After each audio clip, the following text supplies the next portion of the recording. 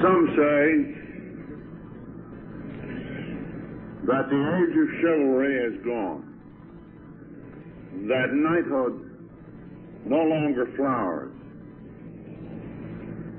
But we who come to this Southland as your guests know better.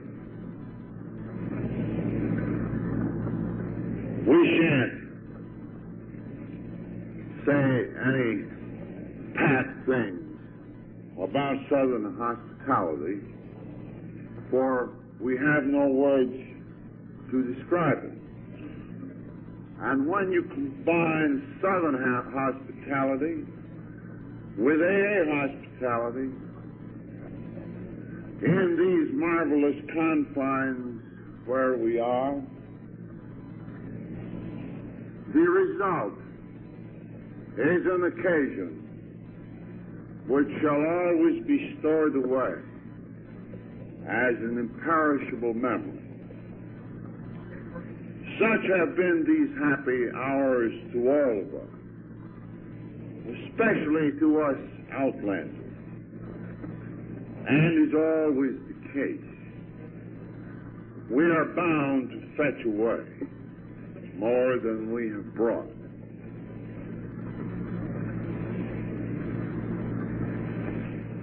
Someday, I suppose, the real story, the true story of Alcoholics Anonymous will be put to paper, perhaps generations since. But when that story is finally told, its theme, I am sure, will be this: that Alcoholics Anonymous was a society of immense virtue, of perfect construction, and great power, composed entirely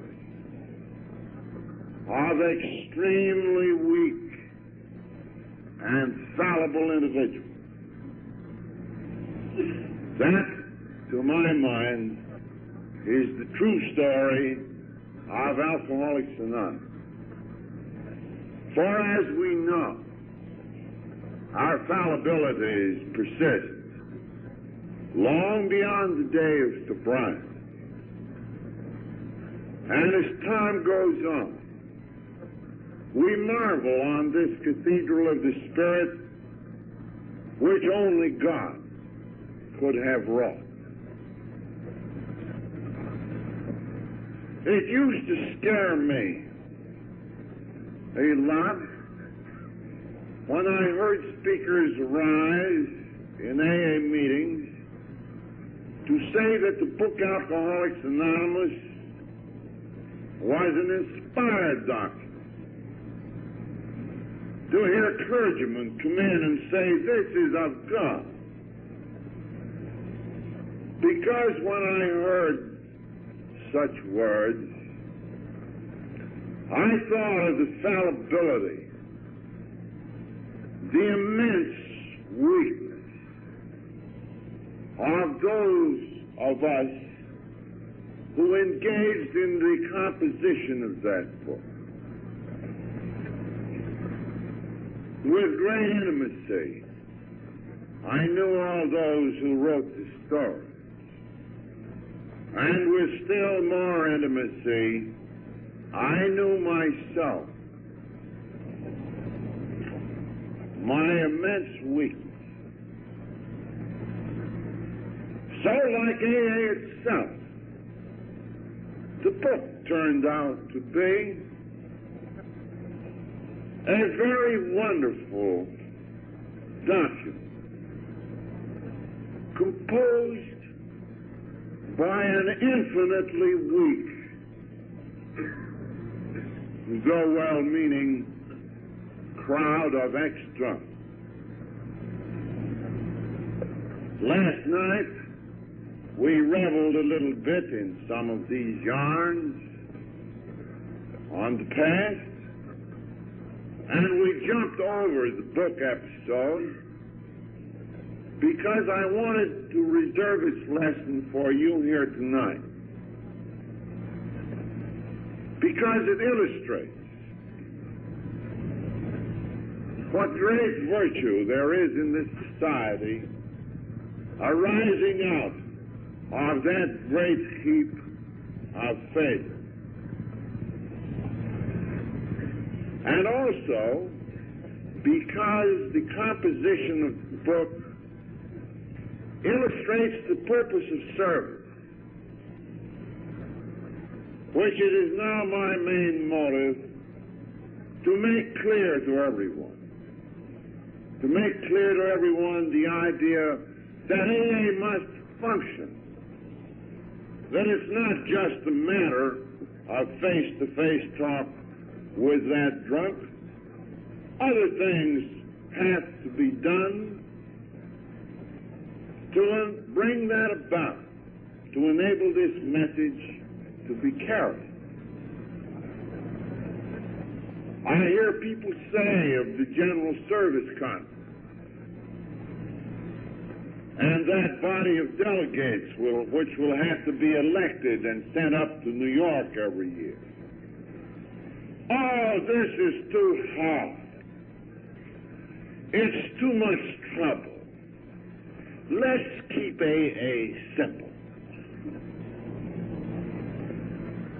But I fear those who would keep it as simple as that have not a prudent eye on the future. And I assume that they have no idea of the difficulties which God has helped us surmount in creating the services that we already had. Let's take another look at that book deal as a venture in service and as sure proof of the great power of very fallible people when granted the gift of grace. I told you, remember, that in 1938 we encouraged some of Mr. Rockefeller's friends to create this foundation, this great receptacle for the rich to deposit their money in. That, praise God, we were spared the perils of professionalism and of property and of money, because Mr. Rockefeller, under the guidance of God, I firmly believe, declined to put any money in it, and so did his friends. Therefore, this movement, by his act and the act of all of those people whose money we sought, saved this movement then and there. But here was the foundation,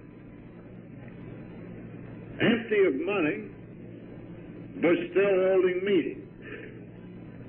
Meetings began in 1938, and they became commiseration meetings, in which our new friends told us each time how sorry they were that we hadn't got any money together. You remember I explained last night how our grandiose ideas had evaporated. This idea of a lot of paid missionaries and that chain of drunk tanks that I was going to finance a la Wall Street, well, that had evaporated. But we still clung to the notion that we had to have some sort of book. We felt that if we didn't record our experiences in such a book, if we didn't set out clearly the principles of recovery, which we felt had been discovered in their proper application to us, that this whole message would get garbled. And surely all the drunks in the world weren't going to come to Akron, Ohio, or New York City to get well. We owed that much to the million who didn't know. We owed that much to a correct relationship with the world outside, so that people might at least read about what had happened. We had to have a book. Early in 1938, I had composed in rough what were the first two chapters of that AA book. They were in mimeograph form. They were actually attached to the prospectus that we carried to the very rich, who we supposed were going to finance that foundation. But nothing happened. Then came a meeting of the foundation, at which Frank Amos, one of our good friends, still a trustee, said, "Bill, why don't you take those two proposed book chapters down to my friend at Harper's, Gene Exman, the religious editor, and see what he thinks about it." Well, I'd never written anything, for with trepidation I lugged in the mimeograph copy of those chapters. Exman looked them over and right away brightens up. Said, "Why, Mr. Wilson," he said, "that's rather interesting. Could you do a whole book like this?" So I lied valiantly and said, "Oh, of course, of course." Then he intimated that I might have something like $1,500 as an advance royalty if I could complete the book by the spring of 1939, it then being late summer of 38. Oh, that was great news. And by this time, $1,500 looked like $15,000. Lois was still in that department store. I did get her out later, however. Quite a lot later. Well, as I walked away from Harper's, my spirits began to droop again. I thought to myself, well, now, if we take this $1,500 grub stake and eat that up while this book is being written, that'll be an advance royalty. So for quite a while after the book comes out, there may not be any more royalty. And what are we going to eat on then? And besides, supposing the magazines and newspapers began to print pieces, a lot of inquiries came in, how would we hire the help to answer them? And then the idea burst upon me, why don't we drunks publish this book ourselves? The deuce with Harper's, the dickens with Mr. Rockefeller and his pious ideas about money. We drunks will become the publishers of this book. Well, at that time, I had a chum in AA by the name of Hank. Hank had been sober a year or two. He'd once been a prominent Standard Oil executive. And he was a promoter de luxe. So I go to Hank. Hank says, wonderful. The next step, he and I walk into a stationery store. We buy a pad of stock certificates. We write across the top of these blank certificates, Works Publishing. Par value, $25. The idea of Works Publishing was that this book was to be the first of many great works, you see. Of course, only 2 chapters done, but never mind. So here was Works Publishing Company, $25 par value. And we began to carry these shares in the book not yet written to the local drunks around New York City and their immediate friends and relatives. Well, we hadn't had so much experience up to then in soliciting money from drunks, and the drunks, to put it bluntly, gave us just one hell of a chill. They said, what? What a nerve. What a promotion. For God's sake, to buy stock in a book not yet written? Well, we could see if we kept selling these certificates that would mean a continuous meal ticket. And we might sell enough of those shares so as to get the money to print the book 9 months hence. So the first effort at selling the shares of the Works Publishing Company was an awful bust. But as I say, Hank was a super promoter, and I spent years in Wall Street, and we said, well, these drunks are tough customers, Hank, but there is some way on getting the pry on them. Now, there's some kind of a hook we could use. So then we came back with the argument, but look, Harper says that this is going to be a wonderful book. This conservative religious publishing house, Harper's, they're willing to put $1,500 up on this book. What's the matter with you drunks? $25 a share. In fact, you can buy it on installments, $5 a month, and Hank will collect the money while I'm writing, see? No, sir. Well, then we go around to a printer and we find out something very wonderful from the promotion point of view. In those days, you know, the dollar was really worth something. And we found that you could get a book about the size of the one we projected, printed for something around 35 cents a copy.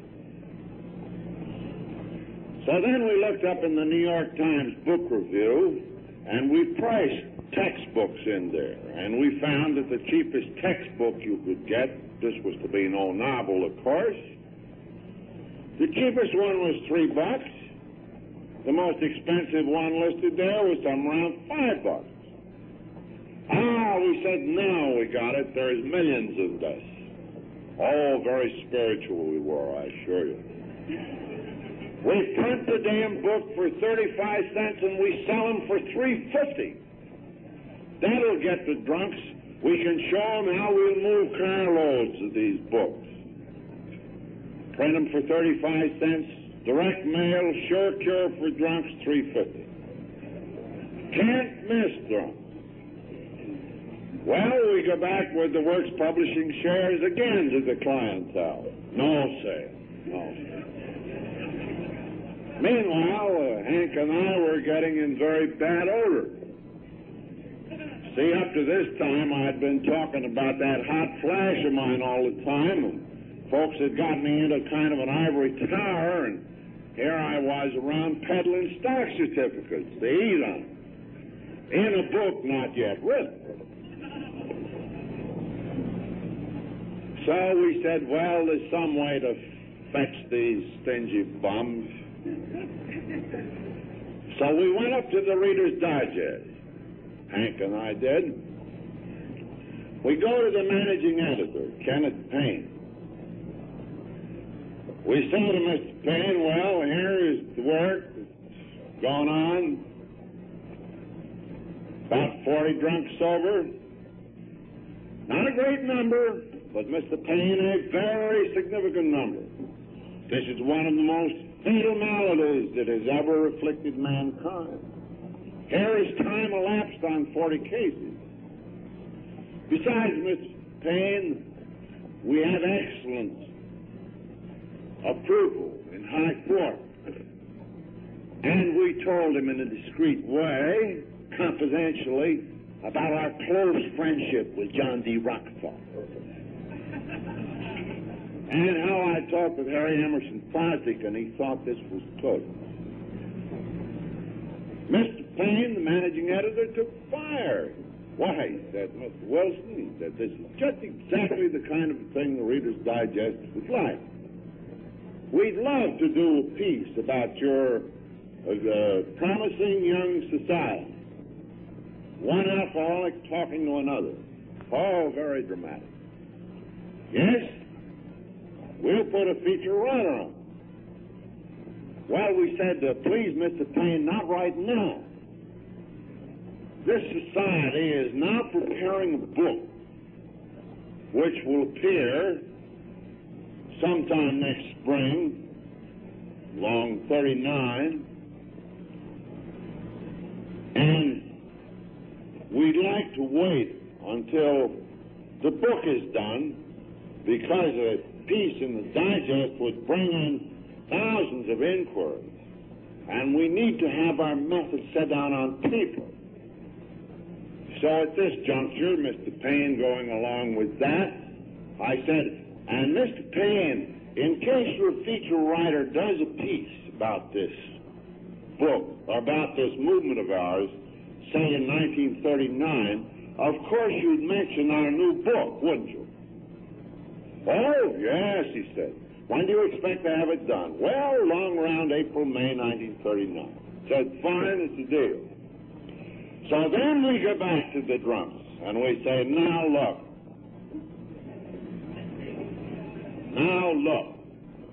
we print them for 35 cents.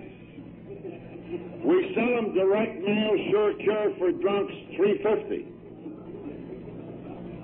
Harper says it's going to be a good book. And moreover, even if it's a lousy book, that piece in the Reader's Digest will move them out by carloads, drunks, and you'll not only get your money back, you'll double it, you'll quadruple it. In fact, there might be millions in this. What about some Works Publishing shares? $25 a pop. And we began to peddle the stock, which meant that Lois and I began to eat again on the stockholders' money. It meant that we hired little Ruthie Hawk, our first secretary, you know, who was taking the dictation on the book. I couldn't write it, of course. I had to talk it. He ate out of all this because he had to collect the money. And believe it or not, between September 1938 and April 1939, out of that little bunch of drunks and their friends, 49 of them all told, we actually sold $4,900 worth of Works Publishing stock. Stock in a book not yet written, on which they would make millions. Now, they were the haves, only 1/3 interest, the 49. And for services rendered, you know, I took myself a third. Hank, he collected the money. That was a very valuable service indeed. He took a third. So it was 2/3 water and $4,900 drunk's money. So that is how the book venture started. It was all very spiritual, I assure you. Well, meanwhile, our new friends, the trustees, thinking they had advised us very well on money once, which they did, tried to do it again. And they said, why, this will never work, says Mr. Rockefeller's friends. Can't be done. Authors never publish books and get away with it. We've inquired about this. We think you're on the wrong track. Well, politely but pointedly, we reminded them there was no money in the damn foundation, and why hand this wonderful new coming book to Harper's? Shouldn't our society own it, or at least stockholders? Well, so the preparation of the book went on. And a chapter would be roughed out. And we would send it out to Smithy in Akron, and he'd peddle it around out there. He'd peddle around the chapters in the little meetings in our parlor at Clinton Street, Brooklyn. And the drunks would paw and claw these chapters, these roughs over. And I soon discovered I wasn't the author of this text at all. I was just the umpire out of the tremendous number of fights we had about it. Oh, it was a very spiritual operation. Meanwhile, I got to the place in the book where you had to begin to tell them what it was all about. I'd got my story written and that introductory chapter, and I don't know, we'd softened up the agnostics, and, well, when were we going to get down to cases?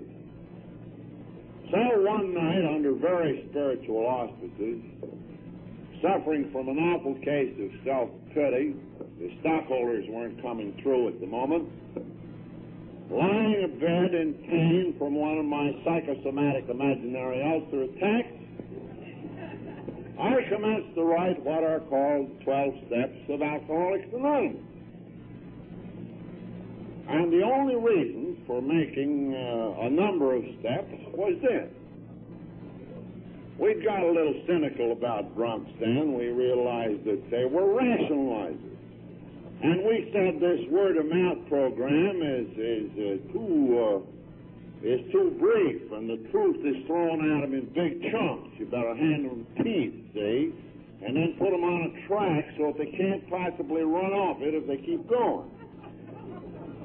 So we'll say, yeah, we admitted we were hopeless, and we'll get honest with ourselves. We'll make a confession. We'll make restitution, and we'll pray as best we can, and we'll help other people without demand for reward. That's the word-of-mouth program. But let's bust it up into littler pieces so that these readers out there at a distance can't miss a trick, can't wiggle out of it.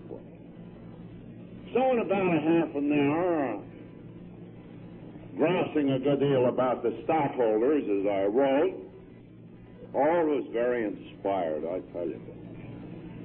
I wrote the 12 steps of the Alcoholics Anonymous program. And they became, as you know, the basis for the next 2 or 3 chapters in the book. And presently, after I put it through a typing or two, I brought it around to a meeting, and all hell brought loose. 12 steps. What do you mean 12 steps? We got well on 6 steps. Who the hell do you think you are? 12 steps. Same thing out of Akron. The drunks rent them 12 steps all in small pieces. Besides, they said you got to last up with God all the way down. One day you're talking about this big hot flash you got and loading everybody with a lot of this God stuff, and the next day you're out selling them stock shares.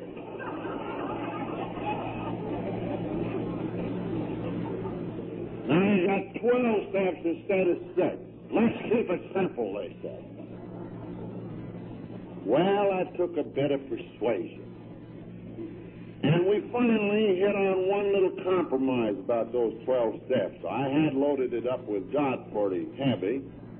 So, one of the boys says, why don't you give them mince, apple, and plum? On the theory that if mince gives them a bellyache, well, they can have some apples, see? In other words, why don't you you can put in a little about God, but throw in some stuff about that higher power and a power greater than yourself, and God as we understand Him. So that was the compromise between my hot flash and more realistic drunks than I was. And very grudgingly I made it, which was the only change. Operational steps were written and finally approved after a perfectly hellish fight. Well, of course, we'd only just got going. Meanwhile, Hank was out peddling the certificates every day, and it got to be very complicated because they were nearly all of them buying them on installments. Some guys would buy $25 share, $5 a month, see? And you had to go around. He was a collection agency. But he was eating good all the time. He couldn't kick. And I was writing away and arguing away with these drunks about the book. So by and by, We get near completion. Smithy out in Akron, he'd gone around and collected a parcel of stories. About 30 stories in the book, you know, and about 3/5 of them came from Akron. The other 2/5, excepting one from Cleveland, where they still think they began.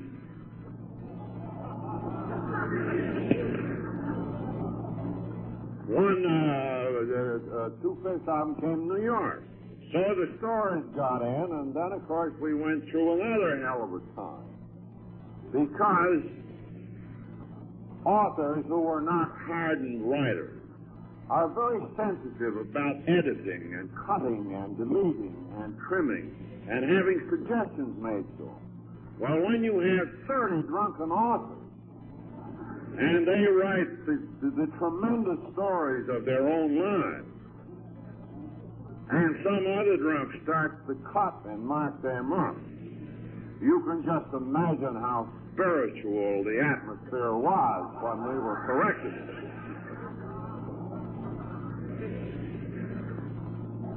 But at length, about January, the thing was fairly well in the bag. And then we got awful cautious. We woke up to the fact that none of us knew much about religion.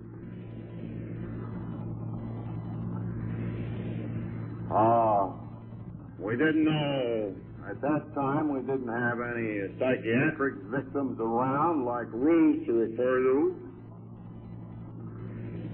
And we wondered how this document was going to set.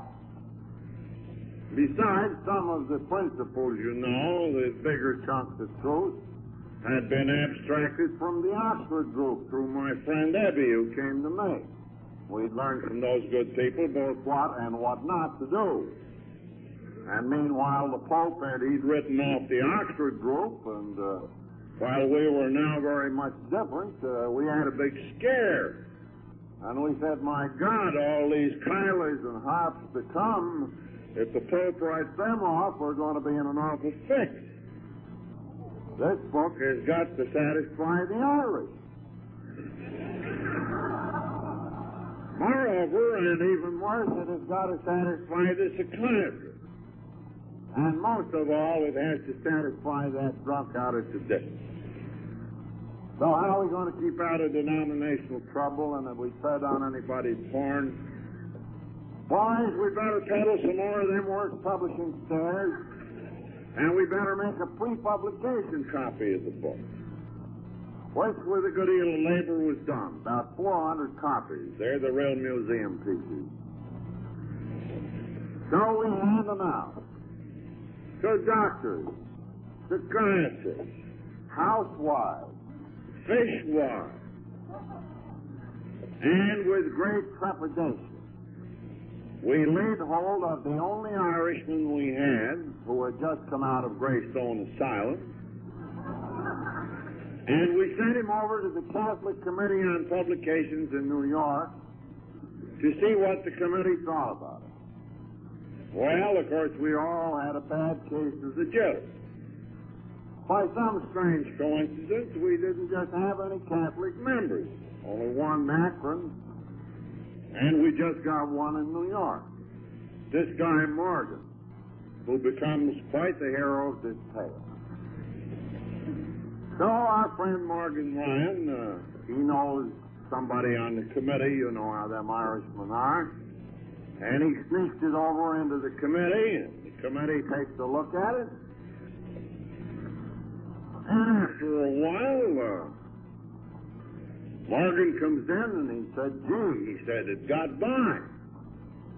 Boy, he said, it got by and how? He said, of course, the bishop ain't going to put any imprimatur on it, but it's all in the clear. So the committee called in Mr. Ryan and they said, now, this is an admirable work. The church will have no objection to it. In fact, we have only one absolutely necessary change that has to be made in this book for Catholic readers. So Mr. Ryan said, well, what is it? Well, he said right here in the first chapter, called Bill's Story, you will find near the end a statement which reads like this. And they turned to the chapter which read, in a burst of extravagance, of course, a rhetorical flourish, I had finished the chapter by saying, we have found heaven right here on this good old earth. So Morgan's three friends on the committee looked at him and they said, now, Morgan, couldn't Mr. Wilson just shift that a little bit? He said, couldn't he change that word heaven to utopia? After all, we clergymen are promising folks something much better later on.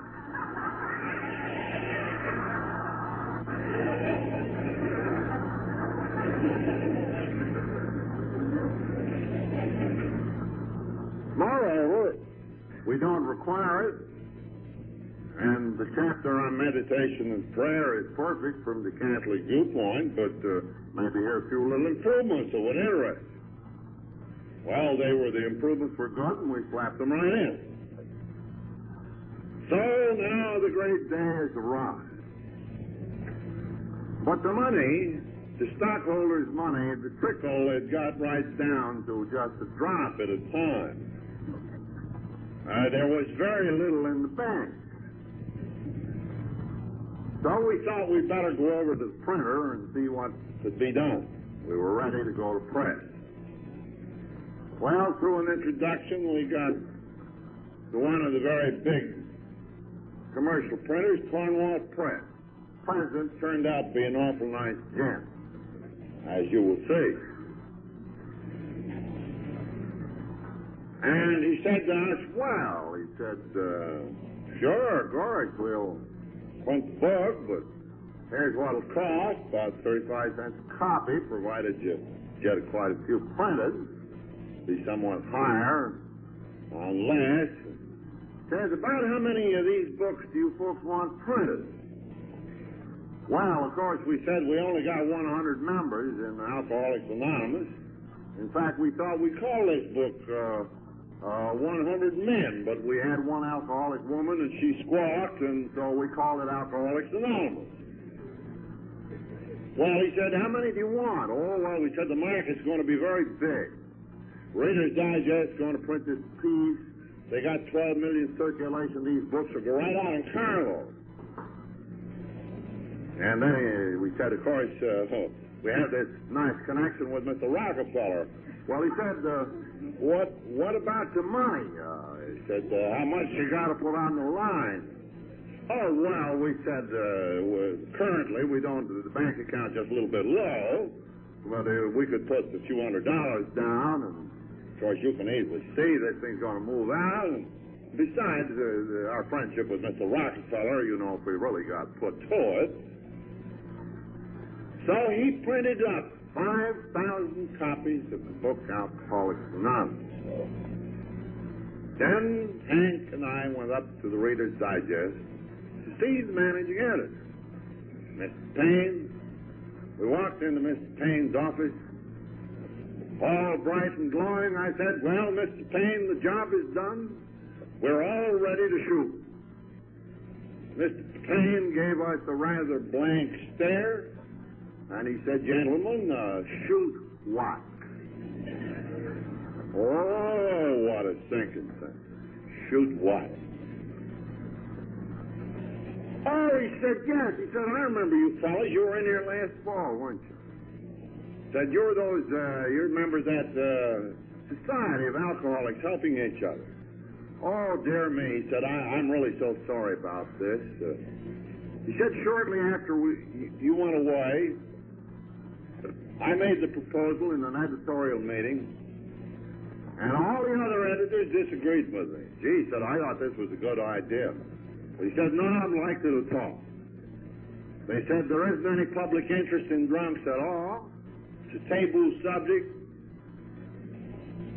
This society of yours might prove awfully controversial medically and religiously. Frankly, we decided way back last fall that we couldn't do the piece, and we forgot to let you know. Oh. And we had $4,900 of them drunks' monies, 5,000 books in the warehouse, and at that juncture, the bank foreclosed on the Wilson's house in Clinton Street, Brooklyn, and we were set out in the street. Such was the state of Alcoholics Anonymous and the book Alcoholics Anonymous at the end of 4 years of this mission. Well, how could we go back and face the drunks that we had abstracted $4,900 from 49 of them? Well, one drunk said, okay, see if you can pick up the pieces. I'll let you have the use of my summer camp. Another drunk lent us an automobile. We put our stuff in storage on the cuff, couldn't even pay the truckman.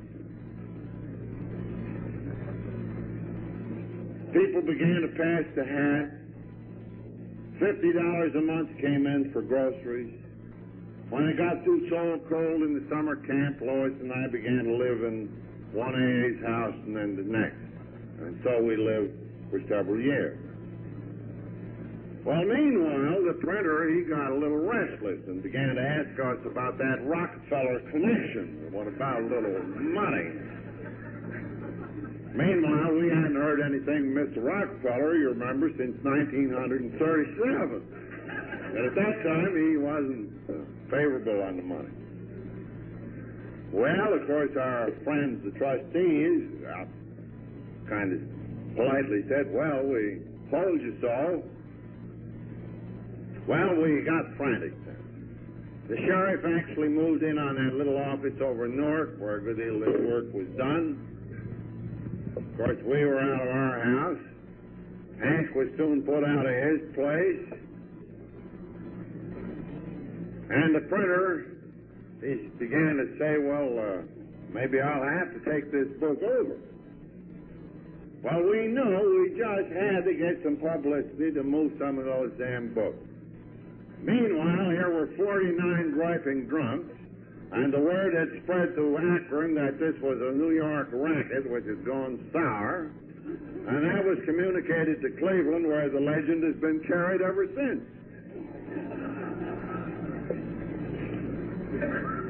So we made a hasty canvass of all the magazines that published in New York City. Nobody would print one single piece about Alcoholics Anonymous. Well, all of a sudden, our hero of Greystone Asylum, Irishman number 1 in the New York group, Mr. Ryan, said, gee, he said, why didn't I think of it? I got a wonderful idea. He said, you know, of course, I used to be a big shot in the ad business. I will be soon again, but I used to know Gabriel Heater. He's putting on those 3-minute interviews. You know, human interest stuff. And he pulls the old stop right out, too. 96-station hookup. I'll go over and see Gabriel. Boys, we'll move these books in carloads. Don't worry. So, Gabriel said, why, sure. Morgan, I'm delighted to see you. Of course, I'll put on an interview in about 2 weeks. Come on here. I'll put you right down for it now. Ryan came back, all arranged. Gabriel Heater will interview me about the Society of Alcoholics Anonymous. Our wonderful new book, Sure Cure for Alcoholism. 96-station hookup. All the drunks brightened up. Again, we could see the books going out in carload lots. We even thought we'd give the printer another order if he'd stand for it. Get ready.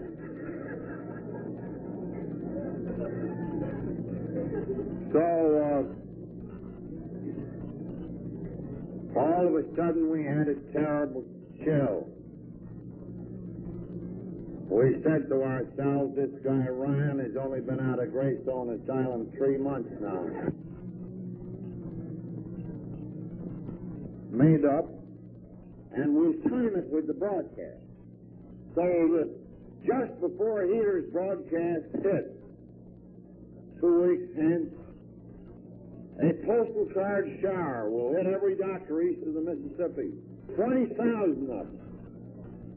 And the postal card will say, listen to Gabriel Heather on Alcoholics Anonymous. No cure for alcoholism hits the world. Buy the book Alcoholics Anonymous, $3.50, sure cure for alcoholism. Hank said, gee, we ought to do that. So we gambled our last cent on the postal card shop. Sure enough, Mr. Ryan kept sober. He had to. And the great night came.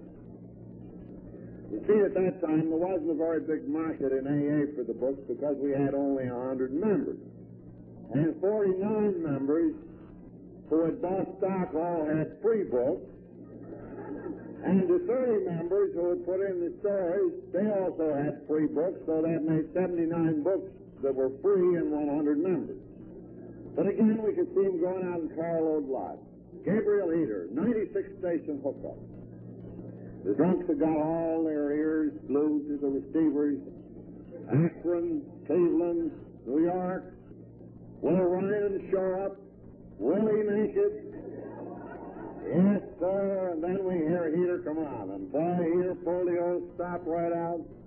Ryan told him how he came out of the asylum, how hopeless he was, how the doctors had pronounced him incurable. And said, here, Mr. Ryan, how long have you been sober? And Ryan said, about 3 months. So, but said Ryan, there are plenty more, sober 2-3 years. Sure for alcoholism, Mr. Heater. Well, we just couldn't wait for the book orders to come in. We had a post office box, then Church Street Annex post office. You see it in the first couple editions. We couldn't wait that 4 or 5 days for all them doctors to send in those thousands of book orders. $3.50 we were going to get for those, no cheap books either. $3.50. 35 cents, print them. We went over to the post office box, Hank and little Ruthie hot and me. I had that funny stinking sensation again. In the box, you could see a few little postal cards. But Hank, he was always an optimist. Hank said, hell, Bill. He said, don't worry. He said, they couldn't get all that stuff in the box. He said, they got bags and bags and bags out there.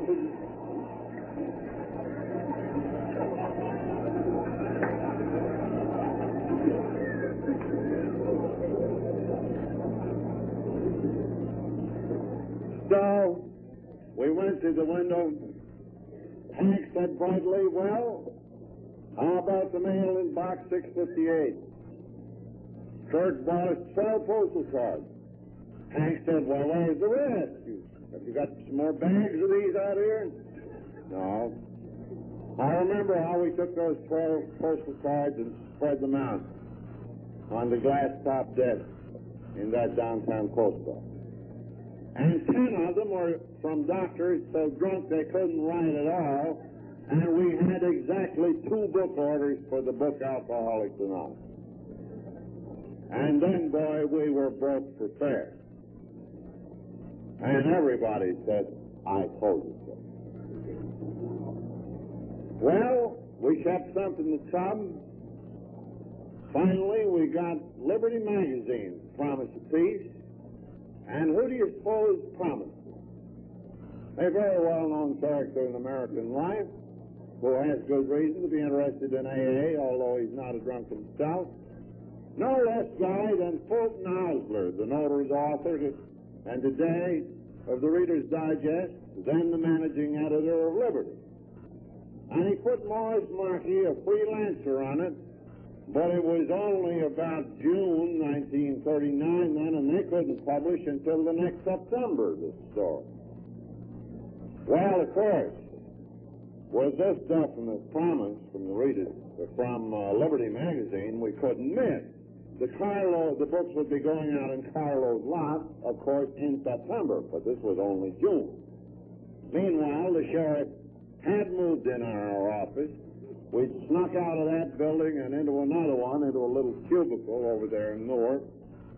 Ruthie Hawk was working with no pay. Lois and I were in the summer camp. The drunks were passing the hat. And how are we going to stave off the prince? He was really getting restless by now.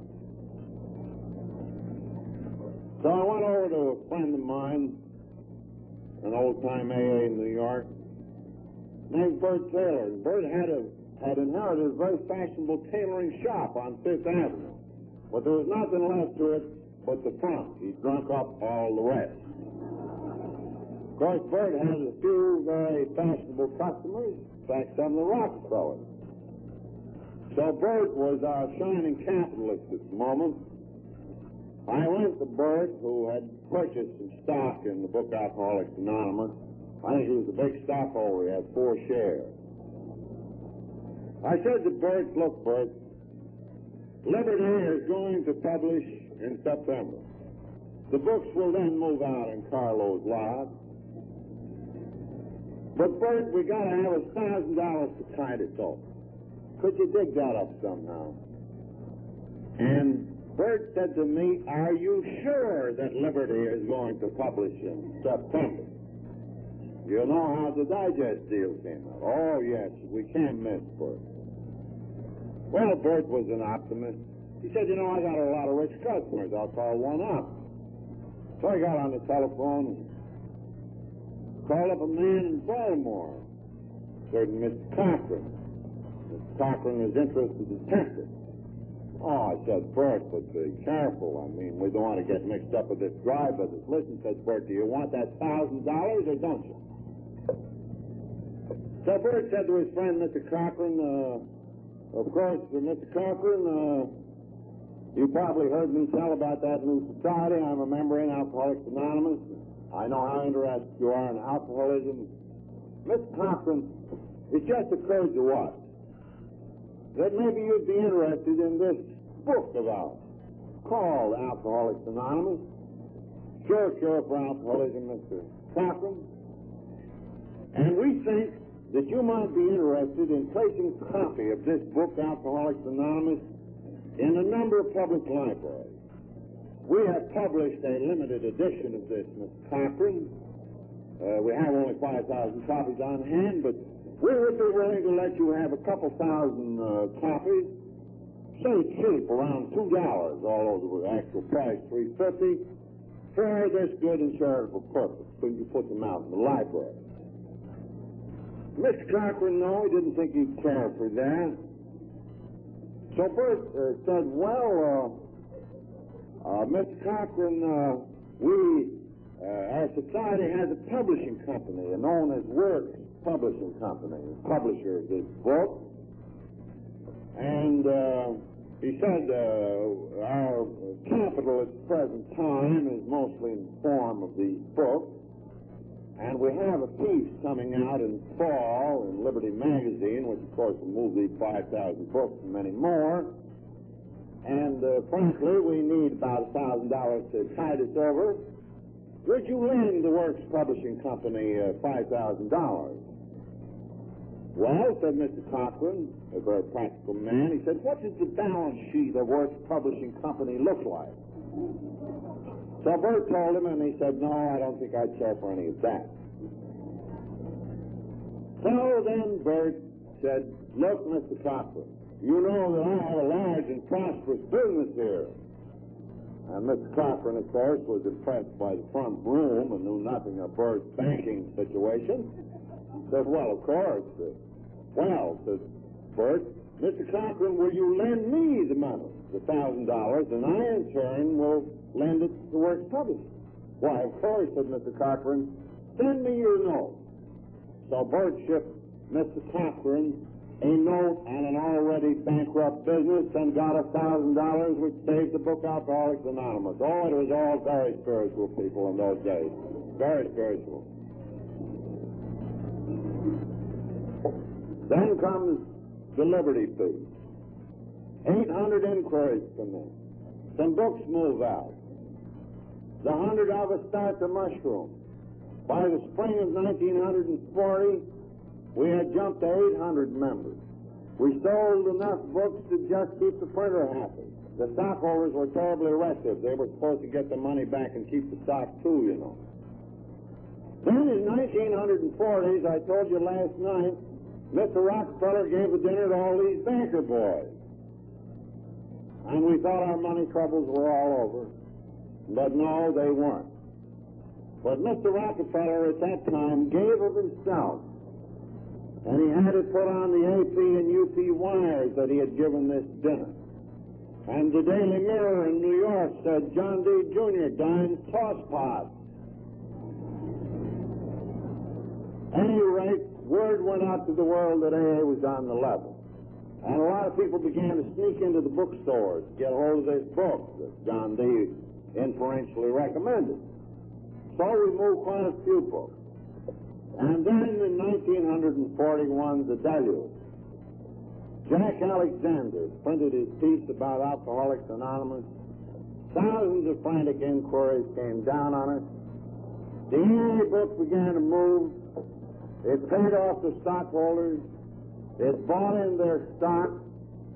The two promoters, Hank and me, donated our stock to the foundation so that today you own this book through the foundation, you, the members of AA.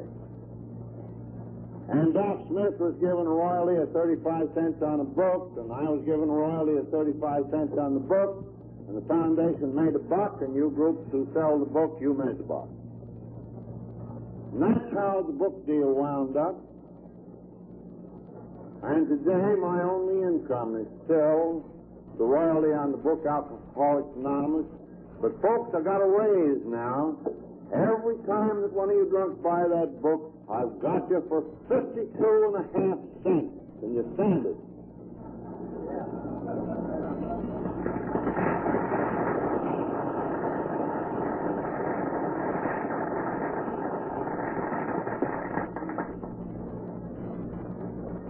Does not that account so well show the workings of divine providence in our behalf? Here is world acclaim for this society. Here are the Jesuits who say that that book is perfect Catholicism, but so do the Christian Scientists, so do all the Protestant religions. We even had a Hindu princess who come on from India a while back, and she said that it was good Hindu. World acclaim for this society and for that book. The governor of this state comes in and said this is the greatest humanitarian movement of our time. Yes, I think we can rightly say